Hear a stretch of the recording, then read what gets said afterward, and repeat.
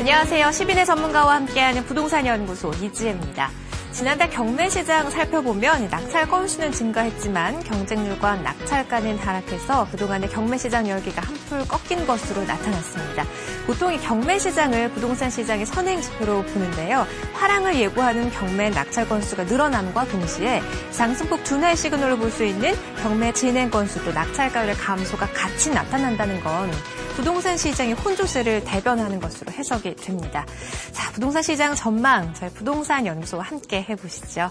자, 11월 17일에 전해드리는 부동산 연구소 지금 시작하겠습니다. 먼저 오늘 함께 해주실 전문가 소개해드릴게요. 국제투자연구소의 한능빈 팀장님 나오셨습니다. 팀장님 안녕하세요. 네, 안녕하세요. 한능빈입니다. 반갑습니다. 네, 시민의 전문가와 함께하는 부동산 연구소 코너 안내부터 해드릴게요. 오늘은 생각만 해도 답답한 부동산 투자를 OX 퀴즈와 함께 재미있게 풀어봅니다. 명쾌한 부동산 투자 OX 퀴즈 첫 번째 코너로 마련되어 있고요. 전문가가 직접 여러분의 고민 해결에 도움 드리는 시간이죠. 부동산 고민상담센터, 또 지역의 매물 살펴보는 시간입니다. 오늘의 매물 총 2건까지 마련되어 있으니까요. 참여를 원하시는 분들은 저희 부동산 연구소로 언제든지 연락 주시면 됩니다. 전화와 인터넷 게시판 활짝 열어놓고 기다리고 있어요. 서울전화 3772-0273번, 문자는 샵에 3772번으로 받아보겠고요. 인터넷 홈페이지 시민의 전문가와 함께하는 부동산 연구소 게시판을 통해서도 질문 주시면 친절하게 상담 도와드리겠습니다. 네, 오늘의 첫 번째 코너부터 시작해보죠. 부동산 투자 OX 퀴즈 준비가 되어 있는데요. 준비된 4가지 문제 여러분도 함께 화면 보시면서 풀어보신다면 더 유익한 한 시간 되시겠죠? 자, 준비되셨으면 첫 번째 문제부터 드리겠습니다. 첫 번째 문제예요. 공매 투자가 경매보다 안전하고 괜찮을까요? 하나, 둘, 셋. 오입니다. 두 번째 문제 내드릴게요. 도시재생사업 해당 지역 내에 신축 빌라 투자를 해도 좋을까요? 하나, 둘, 셋. 오입니다. 네, 오카드 들어주셨고요. 세 번째 문제 드릴게요. 신축 건물에 비해서 노후 건물이 더 투자 가치가 높을까요? 하나, 둘, 셋. 오입니다. 네, 마지막 네 번째 문제 드립니다. 블로그나 카페의 부동산 투자 정보 신뢰해도 좋을까요? 하나, 둘, 셋. X입니다. 네, 이렇게 해서 준비된 4가지 문제를 OX 카드와 함께 풀어봤는데요. 하나씩 좀 자세하게 풀어보도록 하죠. 공매 투자가 경매보다 더 안전하고 괜찮을까요? 라고 질문을 드렸는데 O 카드를 선택해 주셨거든요. 사실 이 공매라는 거 경매보다는 잘 알려지지는 않아서 네, 뭔지 그렇죠. 정확히 모르는 분들도 계실 것 같은데 공매가 뭔지부터 좀 설명을 해주시죠. 일단 공매라 하면요. 경매 같은 경우는 근저당을 기반으로 해서 이루어지는 겁니다. 다시 말씀드리면 시청자님께서 주택을 담보대출로 맡겼을 때 이자를 내지 못한다던가 어떤 그런 유치권 행사라던가 공사대금을 지불하지 못할 경우에 생기는 그러한 권리에 대해서 경매로서 진행이 되는 거고요. 공매의 경우는 간단하게 말씀드리면은 많이들 알고 계시는 세금 미납, 세금 체납 등으로 인해서 나라에서 지정하는 그런 압류 부동산에 대한 경매를 진행을 하는 겁니다. 뿐만 아니고 수탁 재산이라던가 어떤 그러한 것들, 신탁 재산들에 대해서 대금 문제나 이런 것들이 잘 원활하게 해결되지 않았을 경우에 진행되는 것이 바로 공매인데요. 이 주체가 달라요. 경매의 주체 같은 경우는 일반 민간인들, 개인들이 가능하고요. 공매의 주체는 한국자산관리공사에서 직접적으로 운영을 하고 있습니다. 그렇기 때문에 굉장히 안정성이 높다라고 말씀드리는 이유는요. 압류 부동산을 제외하고 나머지 수탁 재단이라던가 이런 부분에 대한 권리 문제들은 대부분 한국자산관리공사에서 권리 분석을 하고 그다음에 공개를 해요. 그렇기 때문에 정보가 굉장히 신뢰도가 높은데요. 그에 반해서 경매 같은 경우는 권리 분석 자체를 본인이 직접 해야 되는 그러한 어려움이 있어요. 네. 그렇기 때문에 그런 권리 분석이 좀 서투신 분들 같은 경우는 잘못하시게 될 경우에는 큰 손해를 보실 수 있는 위험성도 있고요. 또한 임장을 직접 하셔야 되는 그런 귀찮음도 있기 때문에 네네. 아무래도 조금 더 손이 많이 간다라고 말씀을 드리고 싶습니다. 경매와 공매 이 두 가지 큰 차이점은 크게는 4가지로 볼 수가 있는데요. 네. 먼저는 입찰 방법의 차이가 있습니다. 네. 두 번째로는 가감률, 그리고 세 번째는 명도와 마지막으로 보증금의 차이, 크게 4가지로 볼 수가 있겠는데요. 네. 먼저 입찰 방법에 대해서 설명을 드리면은 경매는 지정된 일시에 법원에서 본인이 직접 방문을 해서 입찰을 해야 됩니다. 하지만 공매의 경우에는 매주 월요일 오전 10시부터 수요일 오후 5시까지 전자로 인터넷으로 입찰이 가능해요. 더 편리하네요. 굉장히 편리하죠. 네. 공인인증서만 있으면은 언제 어디서든 굳이 방문을 안 하셔도 바로 입찰이 가능하고요. 그렇기 때문에 그런 입찰 방법의 차이가 있습니다. 있습니다. 또한 그 다음에 가장 중요한 게 가감률이에요. 이 가감률이란 건 무엇이냐면은 만약에 그 경매를 했을 경우, 공매를 진행했을 경우에 낙찰이 되지 않고 유찰이 될 경우에 그 다음에 나오는 금액은 최초에 나왔던 금액에서 최저 입찰가에서 20에서 30%가 낮게 나오는 게 바로 경매고요. 네. 공매의 경우에는 10%가 나가요. 10% 낮춰져요. 네네. 근데 이 부분의 차이가 왜 공매가 더 크게 나오냐면 경매 같은 경우는 매주가 있지 않아요. 어떤 정해진 기간마다 한 번씩 나오고요. 네. 공매는 매주 나오는 경향이 있습니다. 그렇기 때문에 매주 10%씩. 매주 10%씩 깎이기 때문에 그렇기 때문에 좀 더 높은 수익률을 볼 수가 있는 이런 네. 장점이 있는 이 차이가 있으니까 이 점도 좀 유념 있게 보시면 좋겠고요. 마지막으로는 세 번째죠. 명도의 문제가 있습니다. 이 명도란 무엇이냐? 낙찰을 받은 다음에 제가 제 소유권으로 이전을 하는 거예요. 네. 명의를 변경한다라고 해서 명도라고 하는데 이 부분은 경매의 경우에는 정부에서 법원에서 인도 명령 제도란 게 있어요. 그래서 소유권이 이 사람한테 넘어갔다라고 공표를 하는 거죠. 쉽게 말하면은 그럼 어느 누구나 이 사람 거다라고 알 수가 있는 등기가 가능한 그런 자동으로 등기가 되는 그런 부분인데요. 네. 공매의 경우는 그걸 개인이 해야 돼요.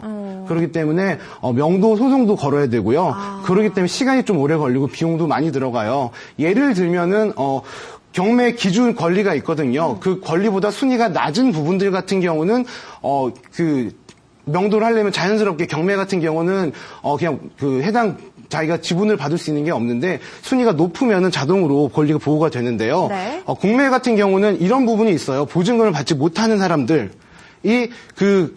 앉아가지고 유치권을 행사하게 되면은 그 부분을 쫓아낼 수 있는 방법이 없어요. 명도 소송을 진행을 해야 돼요. 그러기 때문에 시간과 비용이 더 많이 든다라고 보시면 되고 마지막으로 보증금인데요. 보증금. 이 부분 같은 경우는 경매의 최저 입찰가는 최저 입찰가에 얼만큼을 쓰더라도 최저 입찰가의 10%만 보증금을 내면 되고요. 10%요? 네. 공매 같은 경우는 최저 입찰가가 만약에 2억 원이다. 하지만 본인이 쓴 가격이 2억 3천만 원이다. 그러면은 2억의 10%인 2천만 원이 아닌 본인이 쓴 금액 2억 3천만 원의 10%인 2,300만 원을 보증금으로 내야 됩니다. 네네. 이 크게 네 가지가 다르기 때문에 이 부분은 아시면 좋을 것 같은데요.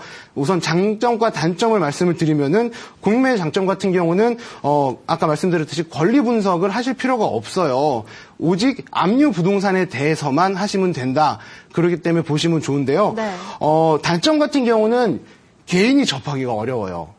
공매의 경우는? 공매의 경우는요. 네. 왜냐하면은 부동산 특히 비업무용 부동산 같은 경우는 최저 금액이 4천억 정도. 굉장히 굉장히 크네요. 금액이 굉장히 커요. 네. 개인이 못 들어가요. 그다음에 부실채권이라고 불리는 NPL들이 있는데요. 이 부분 같은 경우는 AMC라고 자산관리회사가 가운데 껴 있어야지만 개인이 투자를 할 수가 있어요. 네. 그렇기 때문에 NPL을 전문적으로 하는 업체와 손을 잡고 진행을 해야지만 가능한 부분이고요. 나머지 개인이 할 수 있는 10억 원 정도, 10억 원대 정도 이면에 있는 그런 부동산 같은 경우는 잘 찾기가 어려운 부분이 있어요. 네. 그렇기 때문에 수시로 들어가셔서 꾸준하게 보셔야 되는 그런 불편함이 있고요. 네. 또한 권리 분석 또한 본인이 하셔야 돼요. 이 부분은 압류 부동산이기 때문에요. 그렇기 때문에 그러한 단점이 있기 때문에 공매와 경매의 차이점을 충분히 말씀을 드렸는데요. 네. 왜 공매가 좀 더 낫다라고 말씀드리는 이유는요. 물론 지금 최근 들어서의 경매 시장이 약간은 주춤하는 경향이 있지만 그래도 여전히 낙찰가나 아니면 낙찰률 자체가 높습니다. 접근하기가 쉽기 때문에요. 네. 반면에 제가 단점을 말씀드린 것처럼 공매는 접근성이 어렵기 때문에 많은 사람들이 투자하기가 좀 꺼려하기 때문에 그만큼 인기가 낮아요.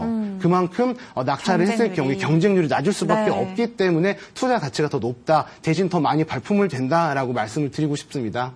공매와 경매에 대해서 좀 꼼꼼하게 분석을 해주셨습니다. 공매는 경매랑 마찬가지로 권리관계 분석을 좀 철저히 해보셔야 된다 이런 주의점까지도 들어봤고요. 계속해서 두 번째 문제도 자세하게 풀어보도록 하죠.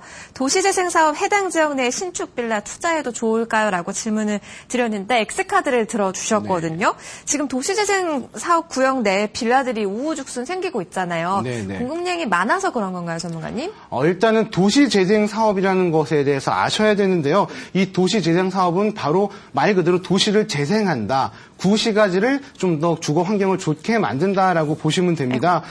예를 들면은 서울 같은 경우는 그 과거 산업화를 통해서 우후죽순격으로 많은 도시를 동시다발적으로 개발을 했죠. 네. 그러다 보니까 비용이 더 저렴한 이제는 서울을 끝나서 도시 외곽으로 서울 외곽으로 지금 신도시 개발들이 진행이 되고 있었는데요. 네. 이렇게 진행이 되다 보니까 구도심이라고 할 수 있는 뭐 영등포라던가 아니면 용산이라던가 이 주위에 있는 지역들 같은 경우는 건물 자체가 노후가 되고 또한 동네 자체가 낙후되는 경향이 있어요. 그래서 네. 뉴타운이라는 걸 만들었거든요. 근데 뉴타운도 지금 굉장히 지지부진해지면서 지정 해제가 되는 그런 경향이 있죠. 그래서 거기에 대한 대안으로 서울시와 정부는 도시재생 사업을 그 대안 사업으로서 마련을 하고 있는 중입니다. 근데 작년 같은 경우는 작년 4월 달에 서울의 전국의 5개 구역을 지정을 해놓고 시범으로 지금 운영을 하고 있는데 네. 서울 같은 경우는 종로구의 숭인동과 창신동입니다. 그 부분 같은 경우는 지금 여러 번 계속 1년 동안 꾸준하게 개발이 되면서 진행 중에 있는데요. 그 도시 안에 특히 뉴타운이 지정 해제된 구역 안에 지금 신도시가 안 됐기 때문에 많은 분들이 건축업들이 몰려들면서 오래된 다가구와 단독 주택을 허물고 신축 다세대로 변화하고 있는 중입니다. 네. 굉장히 많이 나오고 있는데요. 이런 부분들이 이런 생각을 하실 수가 있어요. 뉴타운의 대안으로 도시재생 사업을 하고 있는데 그 사업을 기다리지 않고 신축 빌라를 사도 되는가, 투자를 해도 되는가라는 고민을 하실 수가 있거든요. 네네. 그때 저는 오를 들었습니다. 가능하다, 충분히 가능성이 높다라고 말씀을 드린 이유가요.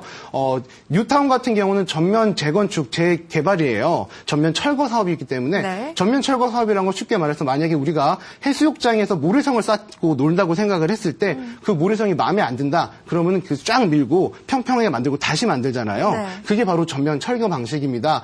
그러기 때문에 전면 철거 방식은 평평하게 만들어 놓고 길부터 다시 만드는데 도시 재생 사업은 그게 아니고 기존에 있던 주택들과 도로와 이런 주변 환경들을 다시 아름답게 꾸미는 그런 사업이에요. 예를 들면은 골목길 중앙이나 좌측에 녹지 공간을 만들어서 꽃과 화단 같은 걸 만든다던가 네. 아니면 오래된 시멘트로 된 벽화를 만들면서 좀 더 산뜻하게 꾸민다던가 아니면 기존에 있던 도로들을 다시 깔고 주차장이 아닌 어떤 아이들이 놀 수 있는 땅 따먹기 놀이 같은 이런 선을 그어준다던가 동네 자체를 좀 더 아기자기하고 예쁘게 만들어주는 효과가 있습니다. 네. 그렇기 때문에 그 안에 신축 다세대가 지어진다고 해도요. 거기에 투자를 해도 그 다세대의 가치를 높이면 높였지 낮추지는 않기 때문에 제가 오를 들었는데요. 인근의 주거 환경이 개선된다는 말씀이시죠? 그렇죠. 쉽게 말씀드리면 그렇죠.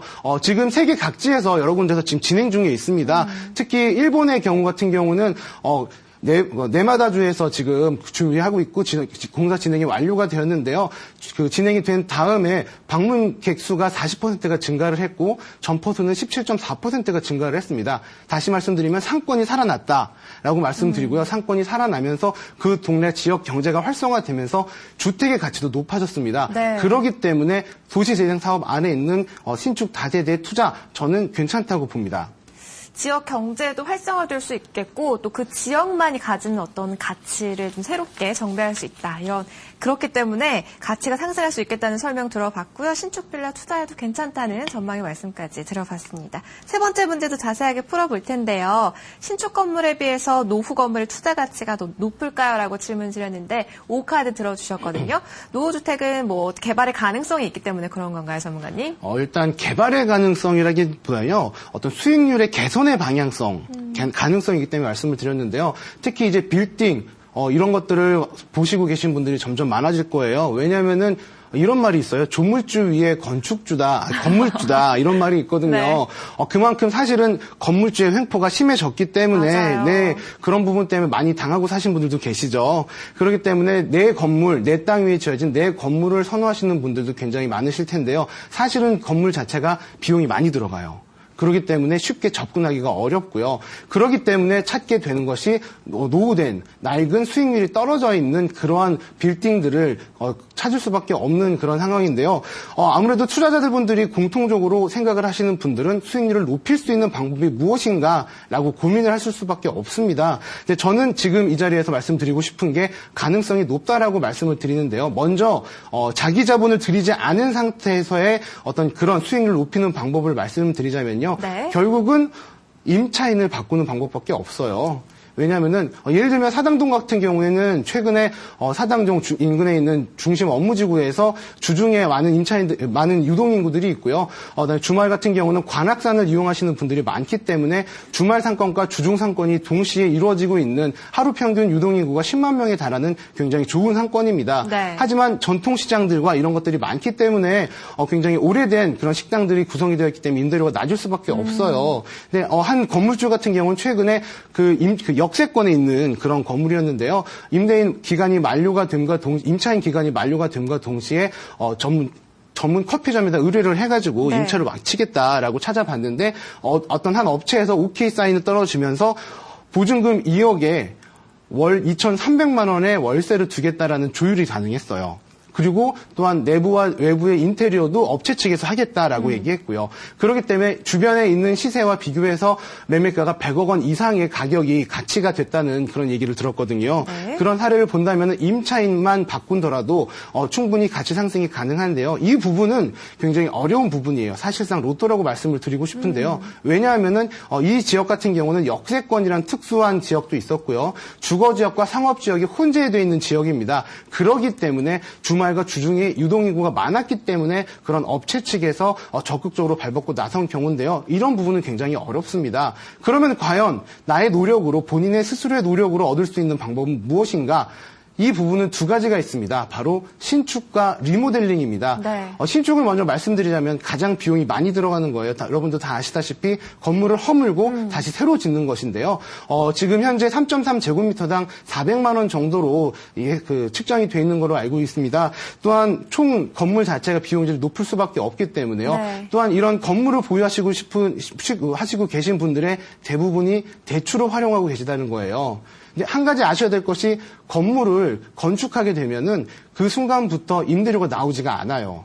그럼 결국은 레버리지 효과를 활용했기 때문에 이자 비용이 발생하기 네. 때문에 그 부분을 유념을 하셔야 되고요. 그렇기 때문에 좀 더 과감한 투자, 적극적인 방법을 모색을 할 수밖에 없습니다. 그 대안으로 나온 게 바로 리모델링입니다. 과거와는 다르게 현재 건축법 자체가 굉장히 많이 발전을 했기 때문에요. 건축 효과로 인해서 리모델링만으로도 충분한 효과를 볼 수가 있는데 리모델링 같은 경우는 평균 3.3제곱미터당 200에서 300만 원 정도로 측정이 되어 있고요. 기간도 4개월에서 5개월밖에 걸리지가 않는 시간이 굉장히 단축되는 효과가 있습니다. 네네. 그렇기 때문에 많이들 선호들을 하세요. 하지만 이 신축과 리모델링 이 두 가지에 대해서 그냥 쉽게 선택하시면 안 되고요. 좀 더 분석을 많이 하셔야 되는 이유는 그 지역에 있는 상권이나 지역적인 특색이나 이런 것들을 먼저 판가름하시고 인근에 있는 입지역권들과 비슷한 유사한 상권에 있는 수익률 자체도 비교를 하셔야 돼요. 그렇기 때문에 건물을 허물고 다시 올렸을 때 수익률을 측정을 해보시고 그다음에 사업성을 평가하신 다음에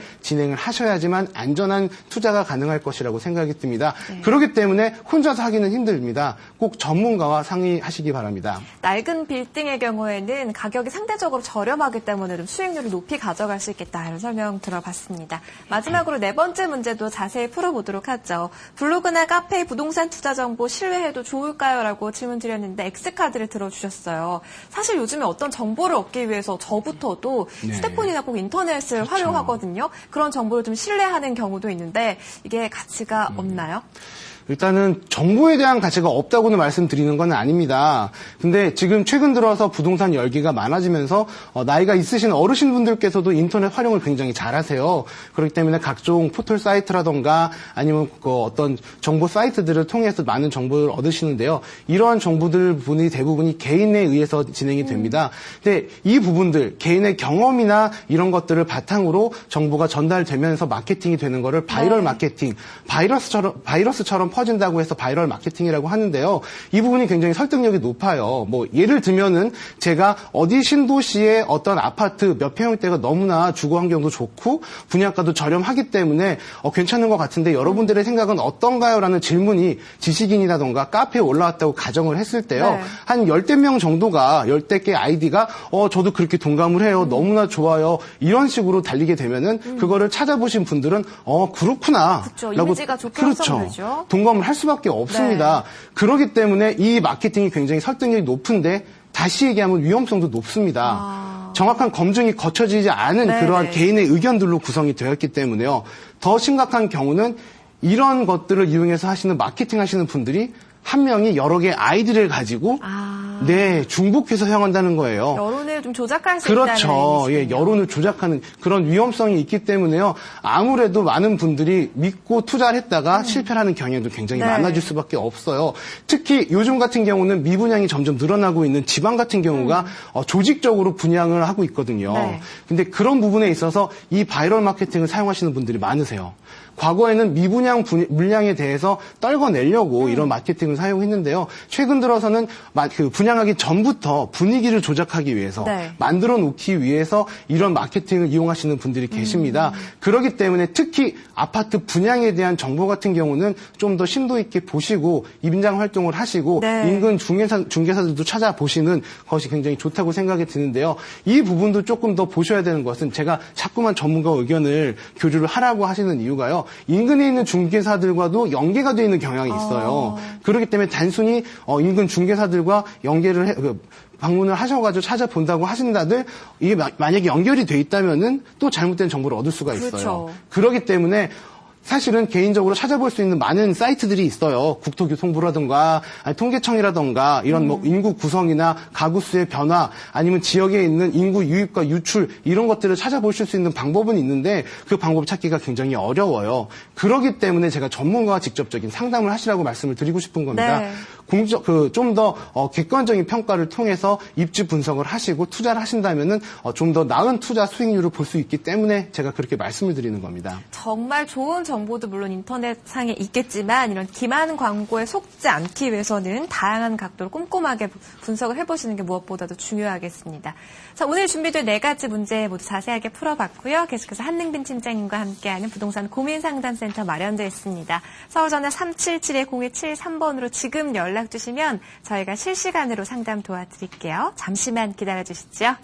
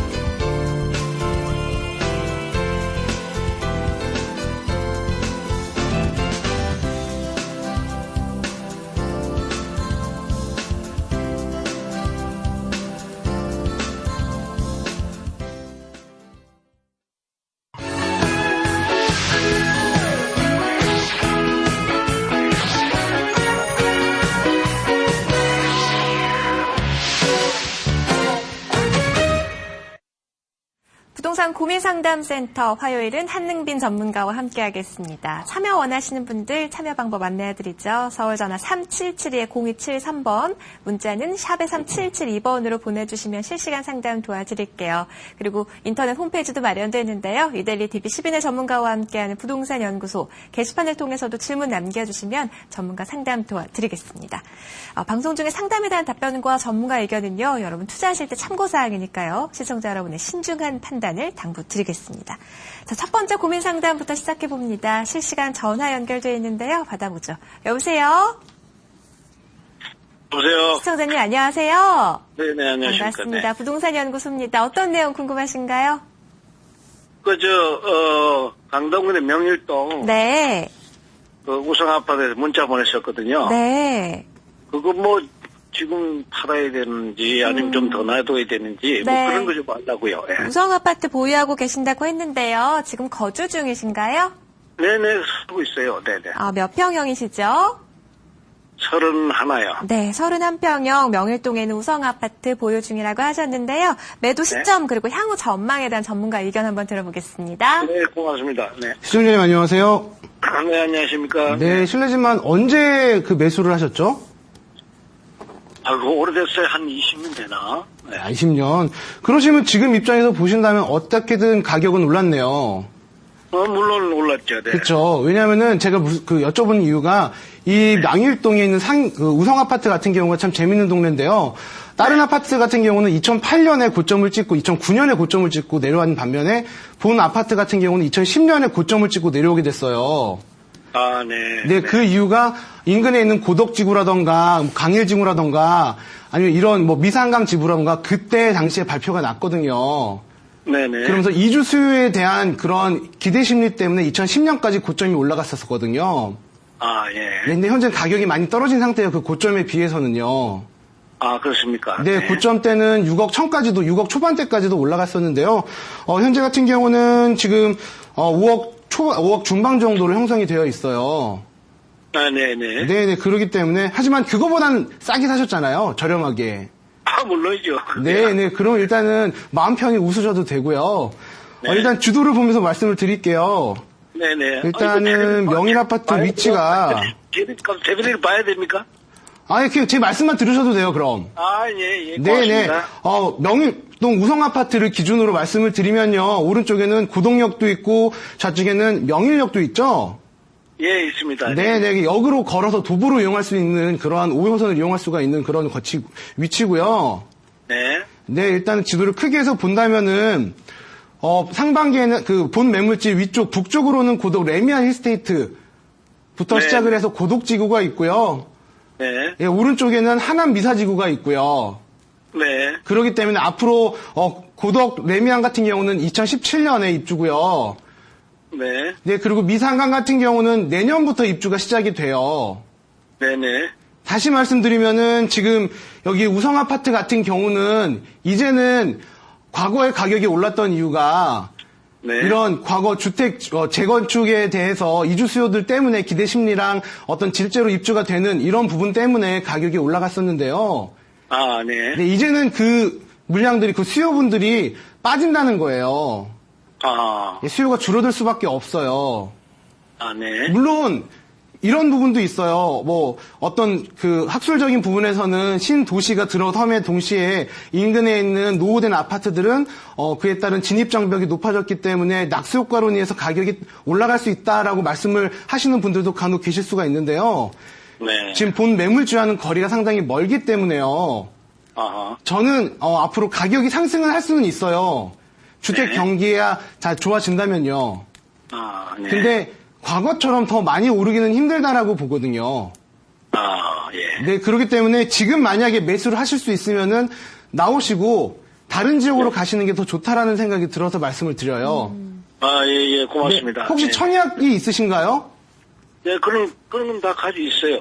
네. 네, 그러면 인근에 뭐 하남미사라던가 아니면 조금 더 멀리 뭐 그 다산 신도시라던가 이런 지역에 지금 분양을 하고 있는 데도 있거든요. 아, 네. 네, 그쪽을 한번 보시고 청약이 당첨되셔서 한번 넘어가시는 것도 시세 차익을 볼 수 있는 좋은 기회다라고 말씀을 드리고 싶어요. 아, 예, 그렇습니까? 네. 대신 신도시에 대해서 분양 신청을 하실 때 분양금이나 이런 것들을 먼저 꼼꼼하게 살펴보셔야 되고요. 네. 이게 민간 분양이냐 공공 분양이냐에 따라서도 금액 자체가 다르기 때문에 처음 시작하는 네. 그 부분도 주도 면밀하게 분석을 하시고 그 다음에 들어가시면 좋을 것 같습니다. 아, 예, 고맙습니다. 네, 알겠습니다. 네, 전문가 상담 도와드렸습니다. 가지고 계신 주택은 매도를 하시고 청약을 이용해서 다른 지역, 특히 신도시 위주로 좀 투자하시는 방향을 잡아주셨는데요. 잘 참고해서 결정하시면 되겠습니다. 다음 상담 전화 연결돼 있습니다. 바로 받아보죠. 여보세요? 여보세요? 네, 시청자님 안녕하세요. 예, 안녕하세요. 반갑습니다. 어떤 내용 궁금하신가요? 제가 일산에 거주하고 있고요. 네. 한 3억 정도가 지금 투자를 하려고 하는데, 네. 백석역에 있는 요진 Y시티를 좀 투자를 하려고 하는데, 네네. 투자해도 되는지 네. 궁금해서 전화했습니다. 여유자금 3억 정도 가지고 계신데 일산에 있는 요진 Y시티라고 하셨어요. 투자 생각을 예. 하고 계신 것 같은데. 예. 네, 안녕하세요. 네, 안녕하세요. 네, 수고가 일산에 많으십니다. 네. 예. 네, 말씀하세요. 수고가 많으십니다. 아, 네, 아닙니다. 예. 이제 백석역 인근에 있는 백석역 바로 예. 옆에 붙어 있죠? 요진 Y시티. 예, 맞습니다. 네네. 이 지역 같은 경우는 사실 일산에 거주하시는 분들은 모두가 탐을 내고 있는 그런 아파트이기는 해요. 예, 근데 예. 지금 분양이 끝난 걸로 알고 있는데 지금 프리미엄이 붙어서 하려는 건가요? 네, 좀 피가 붙었는데, 네. 내년에 한 6월 달쯤 완공이 된다고 하는데, 네. 좀 투자를 했을 때 좀 나중에 차익형으로 좀 투자 좀 가치가 있는지 네. 궁금해서 전화했습니다. 아, 네. 일단은 일산 YCT 같은 경우는 아무래도 지금 일산에서는 신축이 없어요. 예, 그렇기 때문에 신축으로서 많이 관심들을 갖고 있고요. 굉장히 또 예. 고층으로 주상복합으로 진행이 되는 부분이 있기 때문에요. 어떤 일산의 새로운 랜드마크로 보여질 가능성도 굉장히 높은 그러한 지역입니다. 예. 근데 실제로 혹시 어디에 거주하고 계시나요? 저는 그 옆에 그 정발산역에 있습니다. 아, 정발산역이요? 예, 예. 네네. 이 사실은 일산에서 정발산역이 굉장히 상권도 좋고 좋잖아요. 예, 예, 그렇습니다. 그렇죠. 아무래도 상권의 중심이기도 하고 호수공원 옆에 있기도 하고요. 예, 예. 네, 그렇기 때문에 일산에 계시는 분들의 주거 만족도가 굉장히 높은 지역 중에 한 곳이잖아요, 거기가. 네, 그렇죠. 예, 근데 가장 큰 불만 딱 한 가지가요. 일산에 예. 계신 분들이 건물이 노후됐다는 거예요. 그렇죠. 예, 그렇기 때문에 일산 Y시티를, 그 요진시티를, 여기를 굉장히 많이 관심을 갖고 계신데요. 일단은 예. 프리미엄을 생각하시는 거잖아요. 예, 피가 좀 한 4천 정도 붙어 있더라고요. 25평을 좀 구입하려고 하니까. 네네네. 그렇죠. 아무래도 일산 같은 경우는 지금 계시는 정발산역과 마두역 이쪽에 있는 라인들이 굉장히 인기가 많은 아파트고 또한 교통뿐만 아니고 교육 환경도 좋기 때문에 인기가 높지만 이 지역 같은 경우는 약간은 외져 있잖아요. 백성역이. 그렇죠. 네, 그럴 수밖에 없죠. 신도시 외곽으로 들어갈 수밖에 없으니까요. 땅이 없으니까. 예, 예. 네, 근데 일단은 제가 봤을 때는 일산의 타워 팰리스라고 불릴 수가 있겠어요. 예, 그러시나요? 네, 하지만 가격이 상승하는 폭은 크지는 않을 거라고 전망을 해요. 아, 그러신가요? 왜냐하면은 지금 일산 자체가 굉장히 일기 신도시로서 쌍두마차역을 했었잖아요. 바로 예. 분당과 일산이. 그러다가 2008년 구민기가 온 다음에 명암이 확연하게 갈렸어요. 분당은 예. 가격이 올랐고 일산은 가격이 그대로였어요. 왜 그랬냐면은 궁극적으로는 바로 직장이 문제예요. 예. 직장이 가깝지가 않기 때문에 가격이 오르지 못했거든요. 예. 물론 일산 같은 경우는 앞으로 뭐 GTX라던가 이런 개발 호재가 있잖아요. 네, 그렇죠. 네, 그러기 때문에 그때 타이밍을 한번 보실 수가 있을 것 같아요. 예. 네. 그리고 어차피 가격이라는 거는요. 예, 예. 이 아파트 하나가 잘 된다고 이 아파트 하나만 가격이 많이 올라가지는 않아요. 예. 지역 전체적으로 올라가기는 하는데 거기에서 누가 끌고 갈 것이냐. 제가 봤을 때 요즘 YCT가 끌고 가기는 할 거예요. 예. 하지만 뒤에 딸려있는 아파트들이 너무 많잖아요. 일산 자체가. 예, 예, 맞습니다. 그렇기 때문에 그 모든 걸 같이 끌고 올라가기는 힘들어요. 예. 그렇기 때문에 상승폭이 강남보다 조금 더 나도 낫다라고 분당보다 낫다라고 말씀을 드리고 싶습니다. 예, 그럼 하나만 더 물어봐도 되겠습니까? 네. 예, 그러면 제가 거기하고 네. 아니면은 지금 강동구에 네. 고덕 주공 2, 3단지가 재건축을 하고 있거든요. 네. 계획을 잡고 있는데 그쪽도 투자금이 한 3억 정도 있으면 되겠더라고요, 보니까요. 네. 그래서 이 강동구의 고덕 주공 2, 3단지를 투자하면 어떤가도 생각을 하고 있거든요. 아, 네. 지금 성격이 전혀 다른 부동산이죠. 예, 이제 신축돼서 입주하는 아파트와 예, 이제 재건축 시작해서 공사를 하려고 하고 있는 아파트와 예, 예. 성격이 굉장히 많이 다른데요. 예, 굉장히 예. 투자폭이 넓으신가 봐요. 예. 왜냐하면은 사람들은 본인의 어떤 중심을 갖고 거기에 맞춰서 가시는 경향이 있는데요. 예, 예. 일단 고덕 주공 2단지 지도를 보여드릴게요. 예, 예. 고덕 2단지 아파트 같은 경우는 지금 현재 예. 관리 처분 계획이 나왔고 추가 분담금이 조율되고 있는 걸로 알고 있어요. 예, 지금 거기는 지금 관리 처분을 네. 설계 2단지 같은 경우는 설계 변경을 네. 다시 해서 내년 2월 달에 설계 변경해서 네네. 그다음에 관리 처분을 재신청을 한다고 네네. 하더라고요. 그러니까 그런 단계 있는 것 같고요. 네. 3단지 같은 경우는 이번에 최근에 관리 처분이 돼서 이제 곧 이주해갖고 내년 5월달 이주가 끝난다고 하더라고요. 네네. 예, 그런 단계에 있는데 지금 제가 이제 걱정이 되는 것은 네. 이 둘 중에 하나를 선택하는데 위치상으로는 2단지가 조금 좋은 것 같은데 네.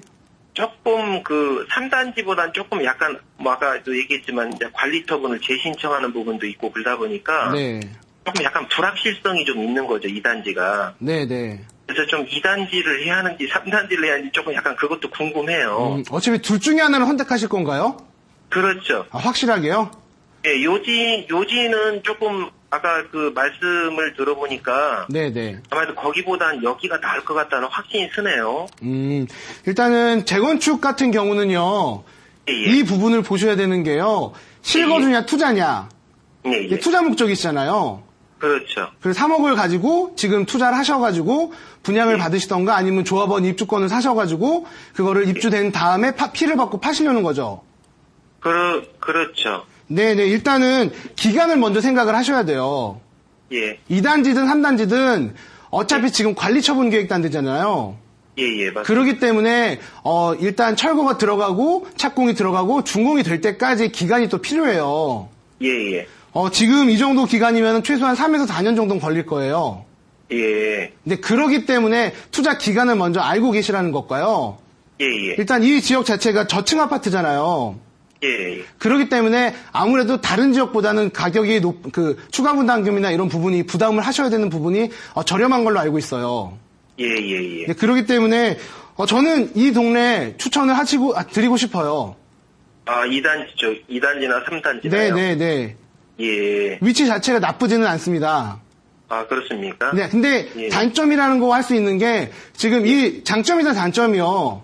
예. 구덕지구에 있는 아이파크라던가 아니면 레미안이라던가 아니면 옆에 있는 하남 미사라던가 지금 예. 비슷한 시기에 들어가던가 좀 더 늦게 들어가요, 여기가. 예. 그렇기 때문에 사람들이 첫 번째는 이거거든요. 아파트 단지가 많기 때문에 사람들에게 선택의 폭이 많아지는 거죠.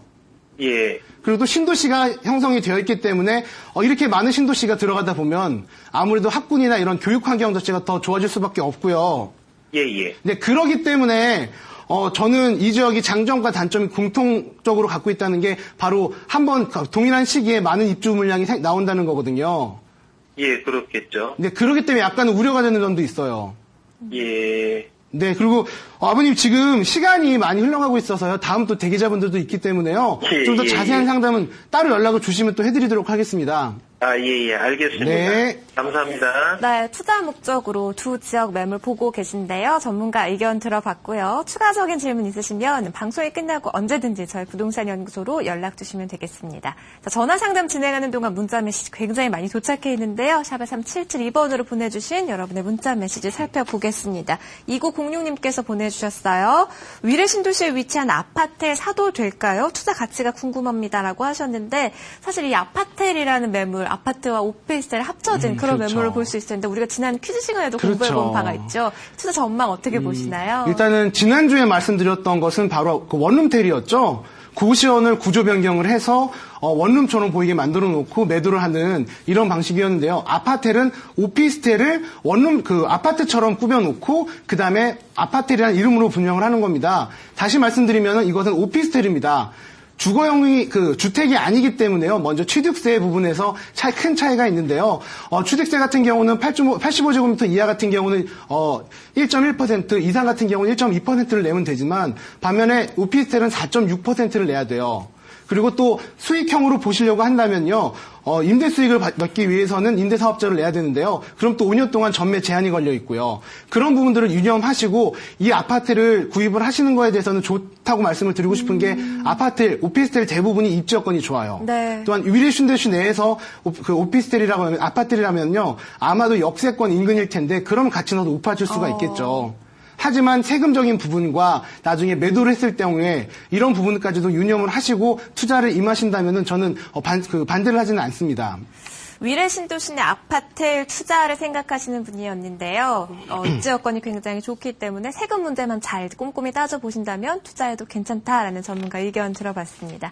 계속해서 문자 메시지 소개해드릴게요. 7933님께서 보내주신 사연입니다. 성북구 장위동 참누리 아파트 32평형의 매도 시기가 궁금합니다라고 하셨는데요. 지금 뭐 매수 시기나 매수 가격 같은 거는 지금 나와 있지 않은데요. 문자 보내주실 때는 좀 더 자세한 정보를 또 알아야 정확하게 상담 도와드릴 수 있습니다.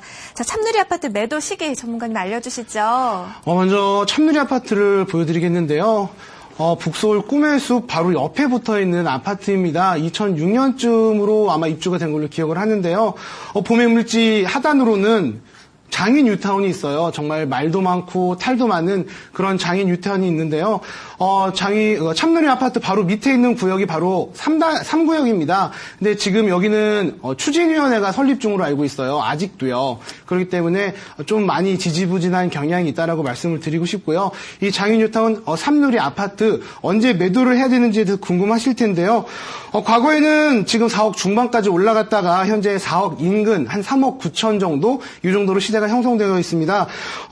인근에 있는 개발 호재라 가격이 올라갈 수 있는 여건이라는 것은 장인 뉴타운 밖에 없는데요. 그 이주 수요들 아직도 지지부진하기 때문에 저는 지금 매도 타이밍이 맞다고 생각을 해요. 만약에 투자 목적이시라면 지금 매도를 하시고 다른 유망 지역에 투자하시는 게 맞다라고 말씀드리고 싶습니다. 매도 시기 잡아주셨습니다. 문자 메시지 계속해서 소개해드립니다. 7120님께서 보내주셨어요. 서울 잠실 리센츠 아파트 12평 매도 시점 알려주세요. 그리고 송파 파크하비 오피스텔 분양받았는데 역시 매도 시기 궁금합니다. 라고 하셨어요. 지금 두 건의 매도 타이밍에 대한 질문 주셨는데요. 먼저 잠실 리센츠 아파트 12평이고요. 또 송파 파크하비오라는 오피스텔입니다. 전문가님 매도 시점 잡아주시죠. 일단은 잠실 리센츠로 한번 가보도록 하겠습니다. 네, 리센츠 12평입니다. 네. 소형 평형이 요즘 굉장히 인기가 많죠. 그렇죠. 아무래도 잠실 리센츠 같은 경우는 신천역 인근에 붙어 있고요. 또한 여기가 과거에 주공아파트 재개발이 됐잖아요. 네. 그러면서 여기가 잠실 엘스, 리센츠, 그 다음에 이제 트리지움 이렇게 진행이 됐어요. 네네. 그래서 엘스는 퍼스트에서 스, 그리고 이 리센츠는 세컨드에서 두 번째에서 리가 들어갔고요. 마지막으로 이제 트리지움 같은 경우는 함을 의미하는 트리에서 들어가는 트리. 네. 예, 이걸로 해서 진행이 됐다라는 속설이 있을 정도로 그런 관심도 많은 그런 지역이었는데요. 여기 같은 경우는 지금 12평형 42제곱미터 같은 경우는 3억 초중반에 분양이 되었는데요. 현재 지금 한 5억 중반 정도로 거래가 형성되고 있습니다. 네. 예, 3억 5천에서 5억 중반이니까 굉장히 가격 차이가 거의 2억 가까이 나는 굉장히 좋은 아파트라고 말씀을 드리고 싶은데요. 반면에요. 좀 더 큰 평형대를 본다면 말이 달라져요. 81제곱미터 24평형 같은 경우는 지금 6억 후반에 분양이 되었는데 8억 중반 정도에 지금 형성이 되었고요. 109제곱미터 32평형이죠. 10억이 분양되는데 지금 11억밖에 하지는 않습니다. 그리고 126제곱미터 38평형 같은 경우는 12억 7천만 원인데 현재 12억 8천만 원에 거래가 되고 있습니다. 네. 대역평형으로 올라가면 갈수록 가격 상승폭이 굉장히 줄어들고 있다라고 말씀을 드리고 싶은데요. 네. 그렇기 때문에 저는 지금 팔아야 된다고 말씀드리고 싶어요. 왜냐면요. 여기가 가격이 올라간 이유가 바로 가장 인기가 많았던 소형 평형이기 때문에 라고 말씀드립니다. 만약에 중대형이나 85제곱미터라던가 그 이상에 있는 중대형이나 대형 아파트들이 동일하게 가격이 상승폭이 컸다면은 소형 아파트도 가격 상승폭이 굉장히 클 수밖에 없다라고 말씀을 드리고 네. 싶은데요. 소형 아파트만 가격이 올랐습니다. 나머지는 오르지 않고 있습니다. 네네. 그 소리는 소형 아파트의 인기에 힘입어서 가격이 상대적으로 저렴했기 때문에 올라간 건데요. 지금 올라갈 만큼 올라갔다라고 말씀드리고 싶어요. 그렇기 때문에 매도를 하시려면 지금 매도를 하시고 네. 다른 곳에 투자하시는 게 맞다라고 말씀드리고 싶습니다. 그리고 송파 하비오 오피스텔. 하비오. 네. 예, 송파 하비오 오피스텔로 한번 가보겠습니다. 파크 하비오 오피스텔 네. 분양을 받으셨다고 했는데 네. 매도 시기 궁금하다고 하셨어요. 네, 여기 지도를 먼저 보시면요. 송파 하비오 오피스텔 같은 경우는 위치가 네. 굉장히 좋은 위치로 보일 수가 있어요. 인근에는 역세권인가요? 역세권이고요. 장지역의 역세권이고요. 네. 또한 위쪽으로는 북쪽으로는 동남권 유통단지가 있고요. 아래쪽으로는 가든파이브가 있습니다. 쇼핑몰도 있고 네. 그다음에 유통도 된대요. 그러니까 단순히 지도상으로 보면 굉장히 좋은 아파트예요. 네네. 심지어 좀만 올라가면은 문정 도시개발 지역도 있고요. 좀 더 올라가면 가락 농수산물 시장도 있습니다. 이렇게 개발 호재와 어떤 입주 물량이 아니죠. 임대 수요가 많아 보이는 지역인데요. 저는 이거를 팔라고 지금 만약에 피를 받고 파실 수 있으면 팔라고 말씀을 드리고 싶어요. 왜 그런가요? 왜냐면요, 이 지역은 먼저 밑에 있는 본 매물지 하단에 있는 가든파이브 같은 경우는 사실은 굉장히 우울한, 아직도 분양이 채 완료가 되지 않은 네. 수년 동안, 왜냐하면 높은 분양가로 인해서 사업성이 떨어졌기 때문에 안 됐던 지역이고요. 네. 특히 문정 도시개발지구 같은 경우는 많은 분들이 문정 법조타운으로 알고 계세요. 왜냐하면 거기에 법조인들도 많이 가고 거기에 대한 부수적인 법무사라던가 이런 분들도 많이 들어가기 때문에 임대 수요가 증가할 것이다라고 생각을 하시고요. 또한 그 안에 지식산업센터가 들어갑니다. 아파트형 공장이죠. 그것들이 많이 들어가기 때문에 임대 수요가 많아질 것이다. 그렇기 때문에 수익률이 굉장히 높을 것이다라고 호언장담을 하시는 분들이 계신데요. 네. 아마 지난주 방송 때 제가 말씀드렸을 거예요. 지식산업센터에 대해서 간략하게 말씀드렸었는데. 네. 분양이 안 된 지구가 바로 여기예요. 현재 지금 분양이 다 안 되고 있는 중이에요. 공실률이 높다는 공실률이 말씀이시죠? 굉장히 높아요. 그렇기 때문에 할인 분양도 하고 있는 중이고요. 그렇기 때문에 다시 말씀드리면요. 일단은 수요가 될 그런 사람들이 들어가지 못하고 있는 중이에요. 두 번째로는 이 지식산업센터가 저층은 지식산업센터고 고층은 오피스텔로 구성이 되어 있어요. 네. 동일한 오피스텔이란 거예요. 직장이 가까우면요. 더 가까운 오피스텔 찾게 돼요. 당연하지 않습니까? 그렇죠. 그렇죠. 그렇기 때문에 순차적으로 들어가는 것이 제가 봤을 때는 동일한 임대 금액이라면 문정 도시개발 지구 안에 있는 오피스텔에 들어가고 그 다음에 지금 말씀하신 지역으로 갈 것이라고 생각이 듭니다. 네. 그게 아니라면요. 문정 도시개발 지구에 있는 오피스텔보다 임대 금액이 낮을 수밖에 없다는 겁니다. 네. 그 소리는 수익률이 낮아질 수밖에 없다는 거고요. 그렇기 때문에 여기에 대한 미래는 조금은 불투명하지 않나라는 생각이 듭니다. 그렇게 참고하시고 투자를 네. 결정하시면 좋을 것 같습니다. 가지고 계신 이 두 건의 매물 매도 타이밍 모두 잡아주셨는데요. 잘 참고해서 결정하시면 되겠습니다. 자, 전화와 문자로 상담 도와드리고 있습니다. 계속해서 다음 상담 전화 연결해보죠. 여보세요? 네, 여보세요? 네, 시청자님 안녕하세요. 아, 반갑습니다. 예, 감사합니다. 어떤 내용 네, 궁금하세요? 네. 예, 저는 그 목동 2단지를 45평을 보유하고 있는데요. 네. 이게 한 16년 정도 보유를 하고 있거든요. 네. 그래서 지금 전세를 주고 있는데 이거를 매도를 해야 하나 아니면 계속 보유를 해야 하나 지금 갈등이 돼서요. 보유냐 매도냐 고민이 많이 되실 것 같은데요. 전세 예. 만기는 언젠가요? 전세 만기는 금년 여름에 계약했어요. 아, 그러셨어요? 네네. 네, 이걸 매도해서 시세 차익을 좀 봐야 되는 타이밍에 대해서 전문가 의견 네. 한번 들어보도록 하겠습니다. 네. 네, 16년 전에 정말 예. 탁월한 투자 선택을 하셨는데요. 아, 감사합니다. 네, 정말 먼 미래를 예. 보시고 선택을 예. 잘하신 것 같아요. 지금 네. 거주는 아니시라고 말씀드렸죠. 거주 아니에요. 네, 전세를 끼고 지금 기다리고 네. 계신다. 그럼 앞으로 예. 보유하시는 것도 전세를 끼시고 시세 차익을 바라시면서 기대하실 거지 않습니까? 그렇죠. 그렇죠. 목동 네. 아파트 같은 경우는 가장 큰 호재가 작년에 나왔던 9일 대책입니다.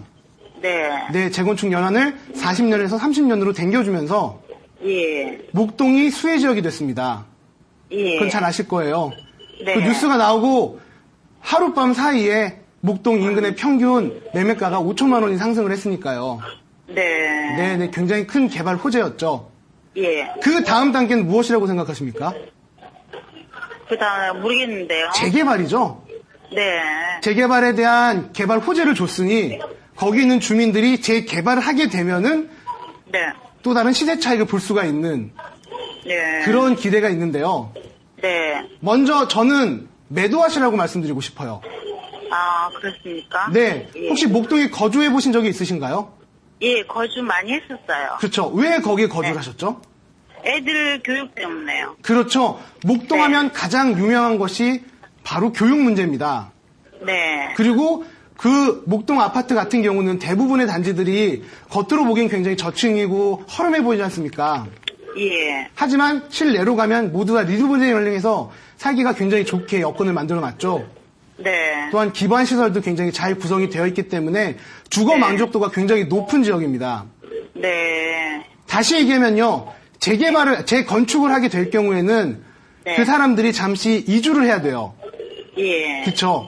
네. 그러면 거기에 거주하고 계시는 두 가지 목적이 생활 기반 시설이 좋기 때문이고 또 다른 하나는 교육 환경이 좋기 때문인데요. 이 교육 네. 환경과 기반 시설과 생활 여건 이 모든 게 충족이 되고 있는 겁니다, 지금. 굳이 거기에 계시는 분들께서는 재건축을 원하지 않아요. 거기에 거주하시는 학부모들 같은 경우는 만약에 거기가 착공이 들어가고 하면은 이주한 다음에 2, 3년 정도 떠나 있어야 되는데 네. 아이들의 교육은 어떻게 할 거냐라고 생각하실 수밖에 없죠. 그렇죠. 2, 3년 네. 아이들의 성장기에 굉장히 중요한 교육기간이잖아요. 그렇기 때문에 재건축을 원하지 않는 그런 심리를 갖고 있습니다. 또한 그러면 나이가 이제 있으신 분들 같은 경우는요. 마찬가지예요. 내가 살기 네. 편한데 굳이 왜 갖고 있다 자녀들한테 주지? 라는 심리가 지금 굉장히 팽배해 있는 지역입니다. 네네. 그렇기 때문에 재건축에 대한 움직임도 지금 보이지가 않고 있고요. 예. 그렇기 때문에 저는 투자 목적으로 가실 거면 지금 당장 매수를 하는 게 더 현명하지 않나라는 생각이 듭니다. 왜냐하면은 당장이요? 재건축을 들어갔을 때 거기에 예. 대한 시세차익까지 보시려면 개발 이익까지 네. 보시려면은 너무나 오랜 기간이 걸리는데 그 기간 동안만큼 투자하는 기간을 다른 곳에 투자하면 그 이상을 볼 수 있지 않나라는 생각이 들어서 저는 지금 네. 매수를 하라고 말씀드리고 싶습니다. 매도요. 매도죠. 팔라는 예, 죄송합니다. 거죠? 예, 매도를 네네. 하라고 말씀드리고 싶습니다. 네네. 그러면 저희가 지금 팔집을 구해야 되는데요. 네? 어떻게, 이제 저희가 거주할 집을 구하려고 그러는데요. 네. 뭐, 현석동이나 하중동 이런 데 괜찮습니까? 아, 형국동 하순동이요? 네. 일단 실제 거주하시는 곳은 지금은 어딘가요? 지금은 등촌동에 거주하고 있습니다. 등촌동도 상당히 살기 좋죠. 아니, 교통이 불편해요. 어떤 부분이요? 뭐, 지하철이 조금 어중간하고. 아직 예. 뭐 직장을 다니시나 봐요.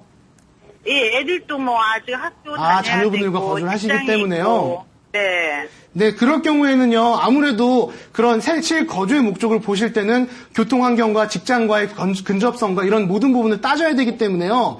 단순히 네. 지역을 보시면 안 되고요.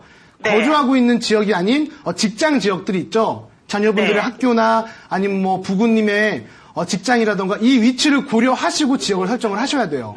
그러면 지금 한 2년 전세를 살다가 2년 후에 집을 살까 아니면 지금 살까 좀 고민하고 있는데. 근데 어떻습니까? 지금 어머님 시간이 많이 흘러가고 있어서요. 예. 네, 지금 생방송이기 때문에 방송 끝나고 연락을 네. 주시면은 제가 네. 충분히 시간을 많이 들여서 상담을 해드리도록 하겠습니다. 예, 감사합니다. 네, 알겠습니다. 연락 네. 주세요, 어머님.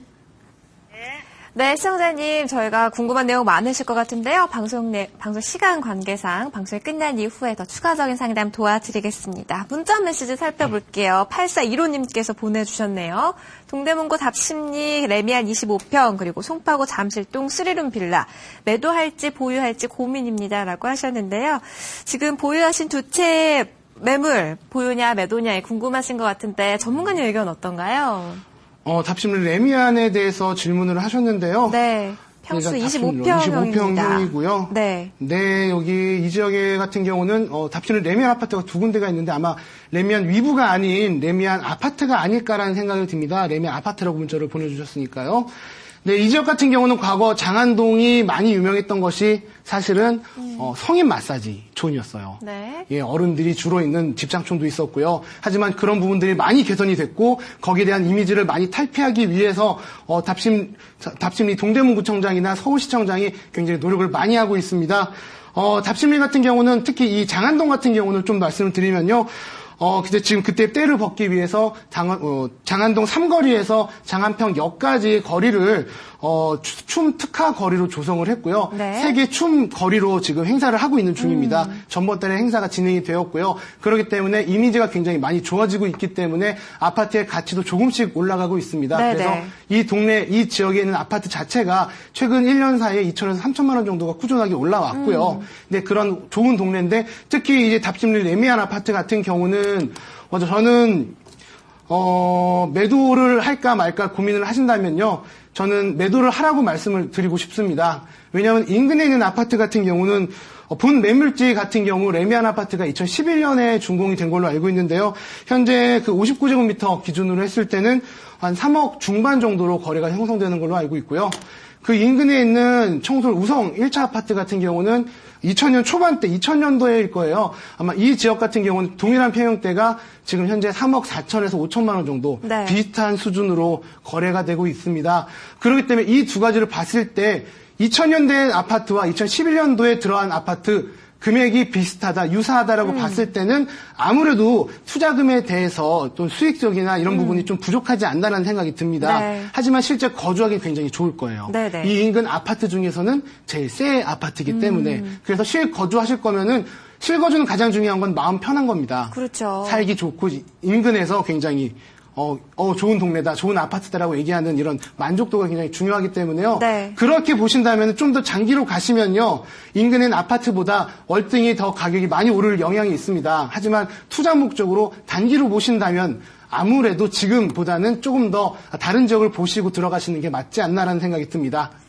송파구 잠실동 3룸 빌라까지 질문을 주셨는데요. 네. 저희가 시간 관계상 이 질문은 방송이 끝난 이후에 전문가 상담 받아볼 수 있도록 따로 조치를 하겠습니다. 다음 상담 전화 받아보도록 하죠. 여보세요? 여보세요? 네, 시청자님 안녕하세요. 네, 반갑습니다. 안녕하세요. 어떤 내용이 궁금하신가요? 아, 예, 여기 남양주 친접의 향후 전망이 궁금하거든요. 네, 진접에 지금 거주를 하고 계신 건가요? 네, 네, 어떤 아파트인지 알려주시겠어요? 예, 신한일수들이에요. 신한 아파트라고 하셨는데요. 향후 전망 궁금하다고 하셨어요. 예, 그리고 저기 광진구 강장동 현대홈타운 매도를 해야 할지. 네. 장기 보유해야 할지, 그래가지고, 팔게 되면은 잠실 5단지로 갈아타면은 어떨지, 그게 네. 궁금했거든요. 지금 주택을 2군데 보유하고 계신 거죠? 네. 네, 질문 내용 잘 확인해 봤고요. 전문가 의견 한번 들어보겠습니다. 상담해 주시죠, 팀장님. 네, 어머님 안녕하십니까? 네, 안녕하세요. 네, 이게 그 신한 아파트가 진접신도시에 있는 거죠? 예. 네. 진접신도시에 있고요. 일단은 여기가 정말 살기 좋죠. 아, 제가 산이 좋아가지고요. 네. 산에 빠져가지고 왔는데, 네. 집값이 도대체가 안 오르는 거예요. 네. 그래서 이거 어떻게 해야 되나 하고 네. 지금 지금 먼저 이 지역은 정말 살기 좋은 동네입니다. 네. 물 좋고 공기 좋고 네, 너무 좋아요. 너무 좋죠. 네네. 지금 지도로 보시면은 본 매물지 인근은 산으로 둘러싸여 있죠. 네. 네, 그래서 어르신들이 살기가 너무 좋은 아파트예요. 네, 베란다 앞으로 다 산이에요. 그렇죠. 풍경도 너무 좋고요. 네네. 근데 이렇게 좋은데 가격이 오르지 않으니까 답답하시죠? 네. 네. 근데 아마 어머님 한 가지 부탁드리고 싶은 게 있어요. 앞으로 저희 프로 꼭 고정적으로 지켜봐 주세요. 왜냐면요. 저 자주 보고 있습니다. 네, 꾸준하게 보시면은 좀 더 이 문제에 대한 답도 나오실 수 있을 거란 생각이 들어서요. 네. 먼저 이런 진접 신도시나 별내 신도시나 이런 부분의 신도시, 특히 서울 외곽에 있는 신도시 같은 경우는 살기가 너무 좋은 동네입니다. 네, 너무 좋아요. 두 가지 유형이 있어요. 이런 신도시에 들어오시는 분들이. 하나는 노후에 그런 쾌적한 주거 환경을 바라시면서 들어오시는 분들이 계시고요. 네, 산이 좋아. 네. 산이 좋아서요. 한 네. 부류는 젊은 신혼들이 돈이 없어서 들어와요. 아, 예. 왜냐하면 직장과 거리가 멀지만 그만큼의 기회비용을 들이고서라도 여기까지 와가지고 사시는 이유가 젊은 층들은 저렴하기 때문에 오는 거예요. 네. 그렇기 때문에 여기서 거주를 하면서 정말 열심히 일해요. 예. 출퇴근 시간이 출근 시간만 1시간에서 1시간 반 정도가 걸려도 불평불만 없이 꾸준하게 다니면서 돈을 열심히 모읍니다. 네. 그리고 돈을 모은 다음에는 다른 서울에 인접해 있는 직장과 근접해 있는 아파트로 이주를 해버려요. 예. 그렇기 때문에 동네 자체가 직장과 거리가 멀기 때문에 선호도가 떨어질 수밖에 없습니다. 재투자가 힘든 지역입니다. 아, 그렇기 때문에 가격이 오르지가 않은 겁니다. 네, 그렇기 때문에 앞으로의 전망도 그렇게 많이 좋지는 않을 거라고 생각이 듭니다. 물론 지금 본 매물지 사이가 1년 사이에 2천에서 3천만 원 정도가 오른 상태예요. 네네. 그건 어떻게 보면 굉장히 큰 좋은 소식입니다. 이렇게 예. 좀 도시와 떨어져 있는 동떨어져 있는 신도시 같은 경우는 가격이 오르지 않은 지역도 상당히 많거든요. 네. 하지만 1년 사이에 2, 3천만 원 정도가 올랐다는 것은요. 서울 근교에 있는 이런 아파트들의 가격 상승, 주택 가격 상승의 폭과 동일하게 올라간다고 보시면 됩니다. 네. 그렇기 때문에 크게 오르지는 않지만 네. 그래도 남들이 오르는 만큼은 올라갈 여지가 있다라고 말씀드리고 싶습니다. 아, 예. 네. 네, 시청자님 그 추가적인 질문 주신 부분에 대해서는 저희가 방송이 끝나고 다시 친절하게 상담 도와드리도록 하겠습니다. 다음 상담 전화 받아보죠. 여보세요? 네, 네, 여보세요? 시청자님 반갑습니다. 네네, 수고하십니다. 네, 어떤 내용 궁금하신가요? 아, 제가 가지고 있는 토지가 있는데 그걸 어떻게 활용을 해야 될 건지. 네. 그게 궁금해서 전화드렸습니다. 네, 토지 어느 지역에 갖고 계신지 주소를 좀 알려주시죠. 예. 김포시 네. 양촌읍 구례리 구례리 681에 1415예요. 1415, 681에 1415라고 말씀하셨는데요. 이 토지에 어떤 걸 좀 건축하면 수익성을 좀 높일 수 있을까 질문 주셨어요. 네, 전문가 네. 의견 한번 들어보도록 하겠습니다. 네. 네, 어머님, 김포 한강신도시가 들어와서 참 기쁨이 많으셨겠어요. 아, 네네. 이미 개발된 뒤에, 확정된 뒤에 샀기 때문에. 그러면은, 그렇습니다. 지금 보유하시고 있는 네. 매물이 지금, 잠시만요. 전이 있네요. 네. 네, 전으로 구성되어 있고, 소로가 보이고요. 네. 작은 도로가 보이고요. 네네. 여기를 어떻게 하는 게 좋을까라고 생각을 하시는 거죠? 네네. 네네. 지금 어머니가 느끼시기에는 이 지역, 개발 상황은 어떤 것 같습니까? 아, 주변에 지금 식당들이 한두 개씩 생기고 있거든요. 바로 옆 필지도 지금 그쵸. 식당을 다 지었고요. 네. 그래서 그쪽이 먹자골목이 이제 형성되지 않을까 하는 그런 바람은 있는데, 네. 저희는 또 이렇게 그쪽 큰 길가에 접한 게 아니라 소로에 접해 있어서, 네. 수익성 있는 걸 하려다 보니까 이렇게 식당이 해서 될 건지 아니면 차라리 고시원 건물이나 그런 걸 이렇게 해야 되는 건지 확신이 안 서가지고요. 고시원 건물이라던가 원룸이라던가 이런 것들을 말씀하시는 겁니까? 네네네. 어머님 일단은 먼저 구례동, 구례리 이게 구분이 되는 건 아시죠? 예예. 일단은 김포 한강철도가 구례동에 들어옵니다. 네네네. 아마 그래서 인근에 있는 분들께서 굉장히 큰 개발 호재라고 생각하실 수가 있는데요. 네. 구례리로 들어오는 건 아닙니다. 물론 구례동과 구례리가 구분이 되는 것은 농촌 지역이냐 아니면은 지금 한강 신도시냐 이걸로 구분을 하시면 되는데요. 일단 직접적인 수혜는 받지를 못할 겁니다. 네. 네, 그리고 본 매물지는 인근에 김포 한강 신도시 인근에 위치해 있기 때문에요. 네. 지금 한강 신도시 자체가 미분양의 늪이라고 불릴 정도로 분양 물량도 많고 그다음에 또 분양도 안 되고 있는 중입니다. 네. 그런 상태에서 고시원이나 원룸 같은 것을 짓기에는 사업성이 많이 떨어진다고 봅니다.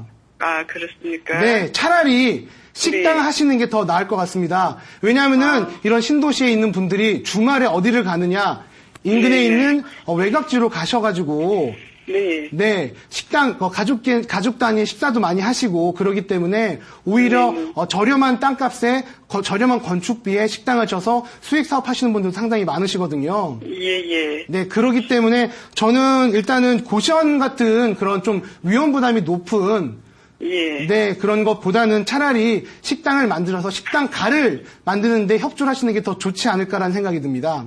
아, 예. 그런데 제가 식당을 할 수 있는 기술은 없어서 제가 하게 된다면 식당을 지어서 임대를 줘야 되는데. 네. 그 방법이 가장 좋을 것 같습니다. 예. 임대 수요가 있을지 모르겠습니다. 네. 일단은 상권 형성만 된다면은 임대 수요는 충분하니까요. 그 부분은 걱정 안 하셨으면 좋겠습니다. 예. 고시원은 안 하는 게 좋겠다. 네. 예. 감사합니다. 네, 이렇게 시청자 고민 상담은 마무리하겠습니다. 계속해서 한능빈 전문가와 함께하는 오늘의 매물 소개해 드릴 텐데요. 광고 지나는 시간 동안 채널 돌리지 말고 잠깐만 기다려주시면 잠시 후에 돌아오겠습니다.